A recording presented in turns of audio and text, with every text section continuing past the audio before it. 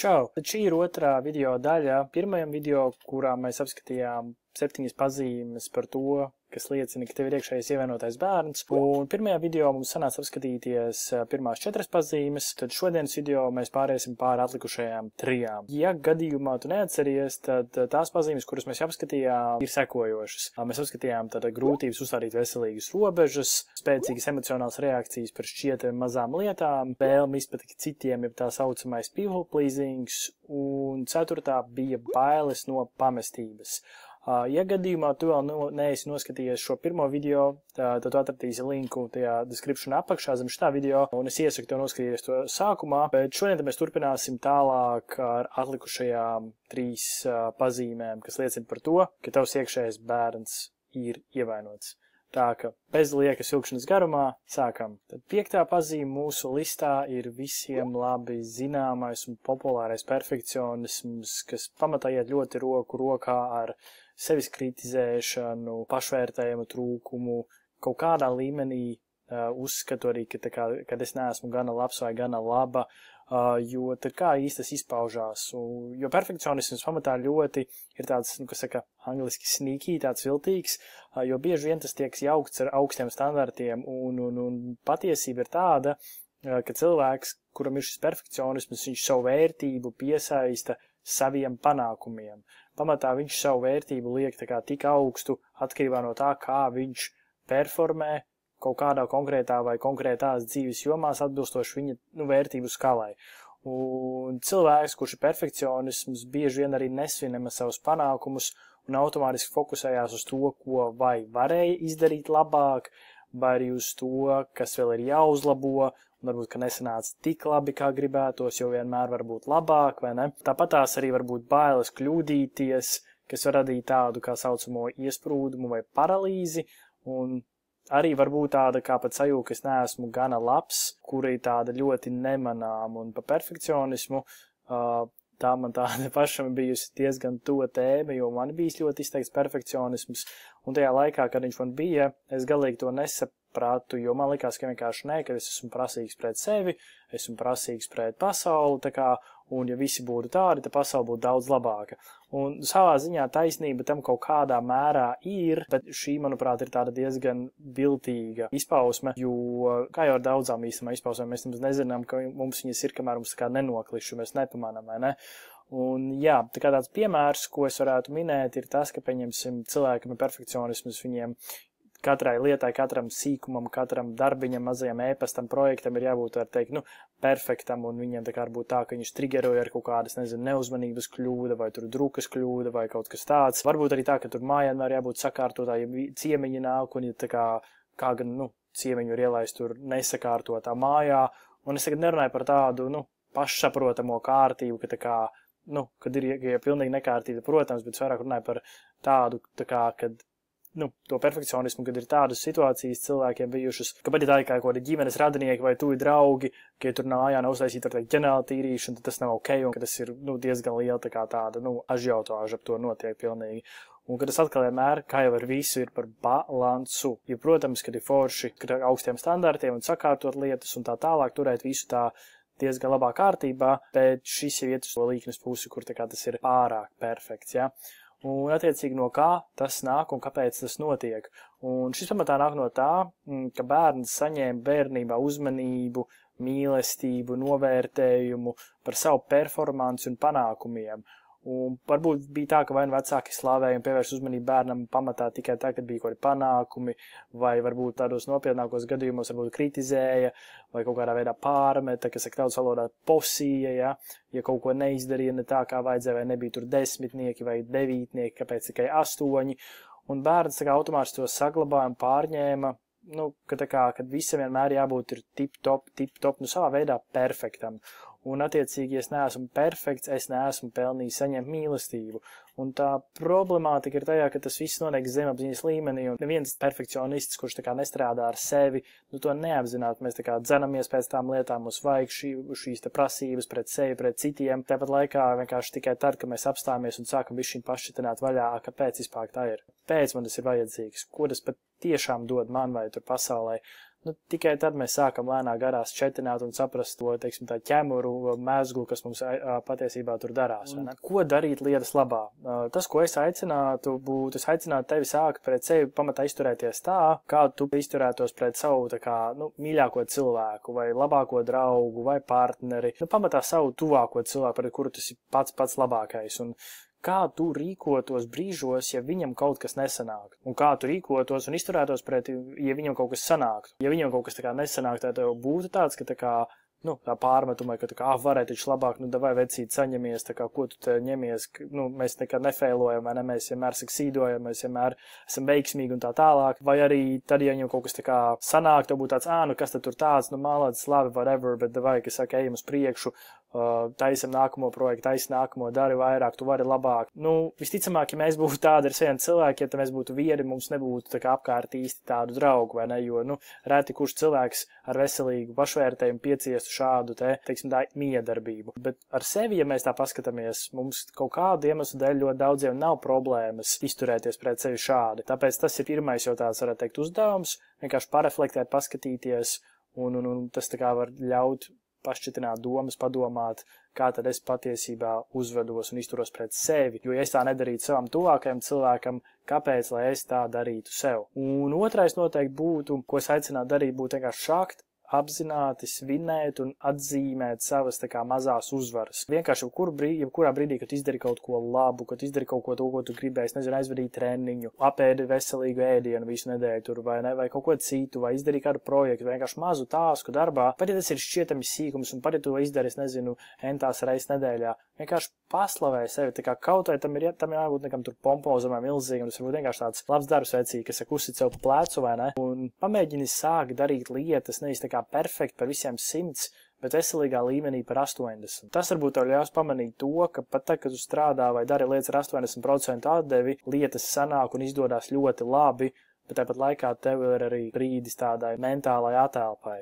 Un tad nākamā pazīme liecina par ievainot iekšējo bērnu ir grūtības nokomunicēt savas vajadzības. Pamatā tas izpaužās tā, ka cilvēkam var būt grūtības nokomunicēt citiem to, ko viņš vēlas, ko viņš grib. Varbūt tā, ka ir arī saucamā tā, vainas sajūta par to, ka vispār viņš grib, vai ka viņa vēlmes nesakrīt ar citu vēlmēm. Arī varbūt tā, ka cilvēks it kā nezina vairs, ko viņš grib, ka viņam ir ok, ka viss ir kārtībā. Tās diezgan arī klasiski saka, man ir labi, esmu tās ļoti piekāpīgs, easy going, chillīgs cilvēks, man visādi ir labi.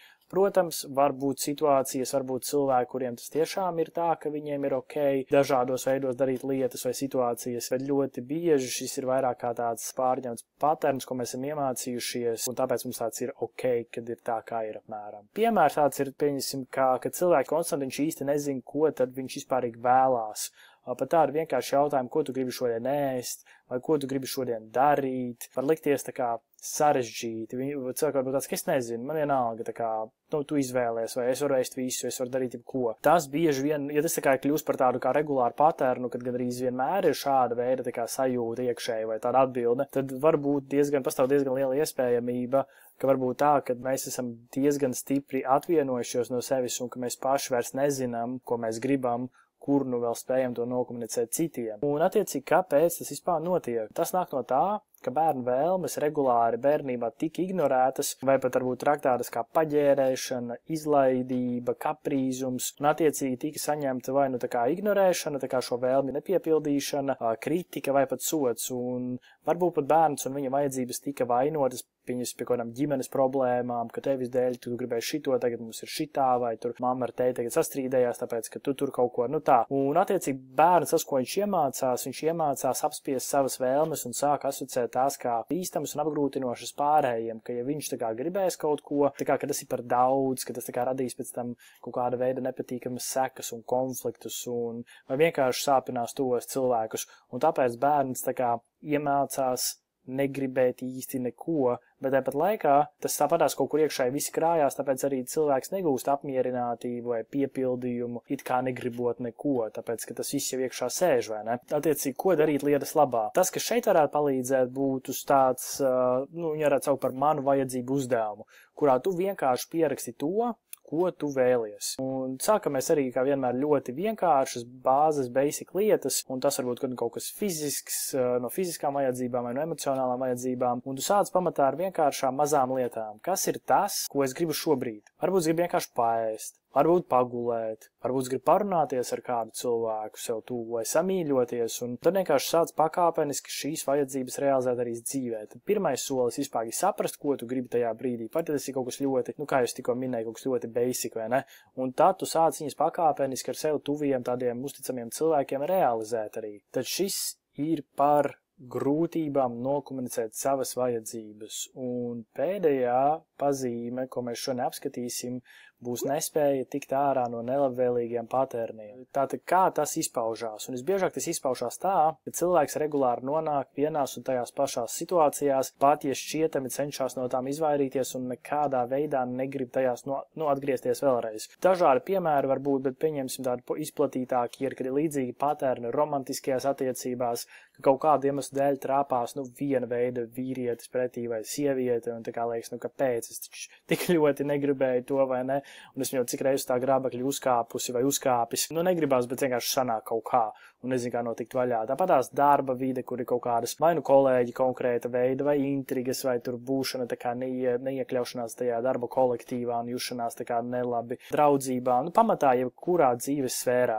Piemērs, pieņemsim, ir tāds, ka ja bērns pēc auga un regulāri bija situācijas un notikumi, kas lika viņam justies tā kā negana labām, nenovērtētam, līdz galam tā kā varbūt nepieņemtam, nesaprastam, tad ļoti iespējams, ka viņš jau piesaistīs apkārt arī cilvēkus un situācijas, kurās viņš tā jutīsies arī kā pieaugušais, un ļoti bieži tas ir kaut kā novērojams tieši romantiskajās attiecībās, kad, ja bērnībā bija šī te sajūta, ka tā kā mani nedzird vai mani negrib vai kā, tad kaut kā bieži vien sagadās, ka pēc tam arī ir tā attiecība dinamika tāda, kur tas viens tā kā ir tā kā saucamais tas bēgošais tips, kurš tā kā raujās projām, un otrs tā kā ir tas, kurš tā kā raujās un kuru it kā negrib.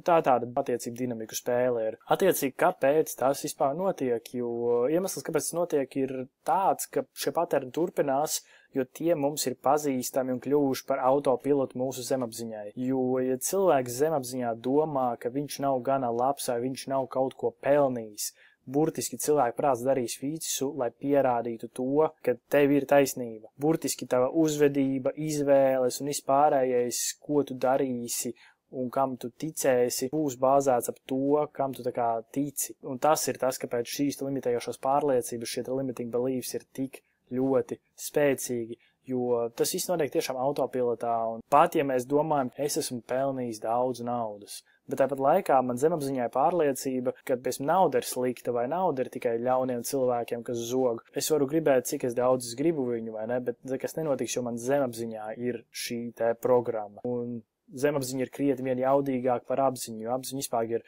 aptuveni 5-7% no cilvēku smadzenēm, un pārējie 93-95 ir zemapziņa. Bet šim mēs vairāk pieskarsimies noteikti kādā nākotnes video, kur mēs varēsim pārunāt vairāk par šīm limitējušām pārliecībām un visādām praksēm, kā viņas var transformēt. Bet atgriežoties atpakaļ pie šīs nespējas tikt ārā no nelabvēlīgiem paterniem, tad kas ir tas, ko tu vari darīt lietas labā? Tas, ko es aicinātu, būtu vienkārši sarakstīt 3 līdz 5 tādus, var arī, protams, vairāk galvenos paternus, kuri tev regulāri atkārtojas dzīvē un no kuriem tu gribētu tikt vaļā.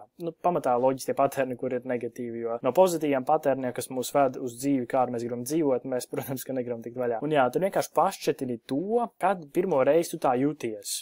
Protams, ka vienmēr tu to pamanīsi, bet, ja tu zinātu, tu nezini, bet ja tu zinātu, aptuveni varbūt, vai kāda situācija nāk, vai kāds notikums, kad tu pirmo reizi tā jūties un kad tu pirmo reizi pieredzēji šādu tā kā pārliecību, kad viņi tā kā radās. Un padomā vienkārši par to, kā tu gribētu rīkoties un reaģēt nākamreiz, ka šī situācija tā kā notiek. Pieņemsim, nākt atkal kaut konkrēts darba piedāvājums, vai kolēģi būtu, vai partnerattiecībās, kas būtu tās kļūdas tavuprāt, ko tu pieļāvi iepriekš tā kā izdarīt ne tā, lai nonāktu vispār tajā situācijā, pat ja tajā situācijā otra puse ir bijusi tā kā vainīgā vai tā kā pāri darošā vai ne. Tas nenotiek par to, ka tā kā tu kaut ko varbūt sačakarēties vairāk par to, ko tu izdarīji, ka tu nonāci tur, kur tu esi. Un vienkārši, ko tu nākamreiz varētu darīt citādāk, lai tu vairs neatgrieztos tādā situācijā. Tad pakāpeniski vienkārši sāc ar vieglākajām situācijām, vienkārši tādām, kurām tu jūties tā kā drošāk, un katru reizi, kad vienkārši tev sanāk rīkoties citādāk, paslavē sevi. jo tas ir pilnīgi ok, kad arī tas ir grūti, kad nonāk tā situācija, tāds, ka mūsu automātiskais patērns iet autopilotā, un tā doma ir tāda, ka, ja mēs esam padomājuši iepriekš, kā mēs varētu rīkoties, kas varētu būt alternatīva, tad mums ir tā kā lielāka iespēja, ka mēs varēsim pārņemt šo autopilotu un rīkoties no apzinātas puses. Jo, piemēram, būs situācija, uzreiz pirmā reakcija būs tāda, vai jā, es saku jā, es eju, es daru šito, būs labi, viņš vai viņa tur mainīsies, bet ja mēs tā kā ok, noķeram to, šitā esmu darījis visu laiku, kā ir bijis pagātnē, ok, labi, tad es rīkošos tā, kā es biju izdomājis, ka vajag rīkoties. Jo ir svarīgi padomāt par to jau iepriekš, jo tajā brīdī, kad tu esi autopilotā, ir gana izaicinoši šo te autopilotu apstādināt un iet tā kā pa jauno sliedīti, vai ne? Tad kur nu vēl apstādināt sevi, izdomāt pareizāku reakciju, optimālāku, un tad vēl iet, tas ir gandrīz neizdarāmi, jo tad ir ļoti grūti, jo tajā brīdī tu vari rīkoties tad, kad tev jau ir izdomāts, kā tu vari rīkoties. Tas pamatā arī tad šodienas video ir galvenais, mēs esam izrunājuši galveno, tad šādi te ir šie 7 ir tādi ļoti izplatīts populāras pazīmes, kas liecina, ka tavs iekšējais bērns ir ievainots, un es zinu, ka tas var šķist tā ļoti daudz, un tā kā varētu domāt, ka katram taču, vai ne, tad ir ievainots iekšējais bērns, un savā veidā tā ir taisnība, bet doma ir tāda, ka vienkārši mēs sākam šo apzināšanos tā pakāpeniski, vienkārši tā kā ok, kad ir šādi, kad pirmais solis pagi pamanīšana un apzināšanās, ka hei, kaut kas ir šādi, kaut kas ir noticis, un ka vajag kaut ko lietas labā tā kā darīt vai mainīt, un tā doma, kāpēc tad vajag darīt vai mainīt, nav tāpēc, ka kaut kas būtu tur nepareizi ar mani, vai kad man tagad ir jāmainās kaut kādu tur iemeslu dēļ, lai es tur būtu labāks, nē. Tas ir par to, lai tu vari dzīvot labāku, laimīgāku, piepildītāku dzīvi. Ja tev dzīvē viss apmierina tā, kā ir šobrīd, un visas tavas pamata kategorijas, tur attiecības, darbs, tur pašattiecības ar sevi un vispārējais apmierina, nu super, nu tad, ja kā bijis, tā ir bijis, un tur neko mainīt nevajag. Bet tas vairāk attiecās situācijā un uz cilvēkiem, kuri nejūtās tā, kā viņi gribētu, vai ka viņiem nav tāda dzīve, kāda viņi gribētu, un tad bieži vien vienkārši šī neziņa un nesaprašana, kāpēc tā ir. Manuprāt, pats iedvesmojošākais vai skaistākais visā šajā procesā ir tas, ka tava pagātne un tavas pagātnes pieredzes nedefinē to, kas tu esi, un nedefinē tevi. Un tas, ka mainot šos te pagātnes notikumus, mainot, es domāju, tā kā loģiski viņi pagātnē paliek un nekas tur nemainās, bet vienkārši mainot to, kā mēs viņus redzam, procesējot šīs te traumas, mainot savu saucamo mindsetu vai ne, vai tā kā redzējumu par lietām, mainamies mēs attiecībā pret šiem notikumiem, un no tā, ka mainamies mēs attiecībā pret šiem notikumiem, pilnībā mainās mūsu dzīve. Un pats skaistākais šajā izaugsmes ceļā ir tas, ka lai arī kā būtu, tu vari mainīties un uzlabot savu dzīvi. Un tā kā jā, ir šis te teiciens, cilvēki nemainās, bet viņš nav patiesi vispārīgi, tāpēc, ka cilvēks mainās tad, kad viņš to grib. Jā, mainīties ir ļoti, teiksim, tā izaicinoši, un tur ir daudz tā kā mēģinājumi un kritumi un kāpumi. Es no savas pieredzes to zinu, es to esmu darījis gadiem.